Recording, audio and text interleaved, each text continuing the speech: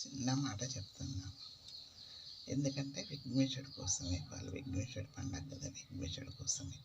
విఘ్నేశ్వరుడేమో వాళ్ళమ్మ పార్వతీదేవి అన్ని సున్నుండలు, గారెలు, అన్ని రకాల పిండి వంటలు చేసి విఘ్నేశ్వరుడికి పెట్టింది. విఘ్నేశ్వరుడు పెడితే మంచిగా వెన్నెల్లో కూర్చొని మంచిగా పూజిస్తూ ఉన్నాడు. చెమటలు కారుతూ ఉన్నా కూడా తింటా ఉన్నాడు అనమాట విఘ్నేశ్వరుడు. విఘ్నేశ్వరుడు తింటుంటే వెన్నెల కదా, మంచిగా కూర్చొని తింటుండు. వాళ్ళమ్మ తినని పెడతా ఉంది. పెడుతూ ఉంటే చంద్రుడు ఏం చేస్తాడు, పక్కన నవ్వుతాడు.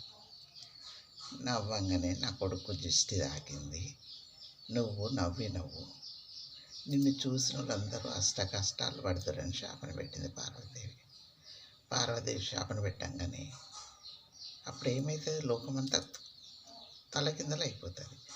అప్పుడు పోయి అందరూ పోయి అమ్మ ఈ వరాన్ని ఎట్లా ఏం చేస్తావు, వెనకకి తీసుకుంటే ఇచ్చిన మాట వెనకకి తీసుకోదు. మాట నోట్లోకి వెళ్ళిందంటే అది జరగవలసిందే అనమాట. ఏంటి ఇది అనేసి అడుగుతారు. అడిగేసిన తర్వాత వెనకకి తీసుకోనేది లేదు. అయితే అప్పుడు ఏమంటుంది అనమాట పార్వతీదేవి, ఇక అన్ని దేవుళ్ళందరూ పోయి ఆమె దగ్గర లోకం అంతా పోయి అడుగుతూ ఉంటే, సరే చవితి రోజు ఒక్కరోజు చూసిన వాళ్ళు అష్ట కష్టాలు పడుతురుగాక అన్నది.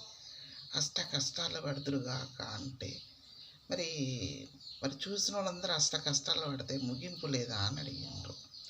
అడిగితే నీకు నా కొడుకు పూజ చేసి అక్షంతో తలలో వేసుకుంటే వాళ్ళకి ఏ దోషం ఉండదు అన్నారు.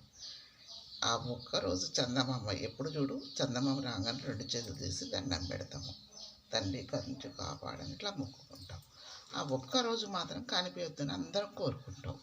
ఎందుకంటే ఆ చంద్రుడు కనిపించొద్దు మనకి అనేసి అందరూ అనుకొని ఎట్లా అంటే ఆ రోజు పూజ చేసుకుని ఆ కథ విన్నవాళ్ళు తీసుకుని దేవుడి దగ్గర అక్షంతలు తల మీద వేసుకుంటే ఏ దోషం ఉండదు. పిల్లలు చంద్రుడిని మాత్రమే ఇవాళ చూడకండి, కష్టాలు పడుతూనే ఉంటారు. మనం ఎంత చూడొద్దు అనుకుంటే అంత తొందర చూస్తాము. కానీ ఆ రోజు సాయంత్రంలోపు పనులు ముగించుకొని ఇంటికి రండి, చంద్రుడిని చూడకండి, కష్టాల పాలవుతామని ఆ పెద్దలు నా అంటుండే చెప్తున్నారు. అమ్మగా నేను చెప్తున్నా.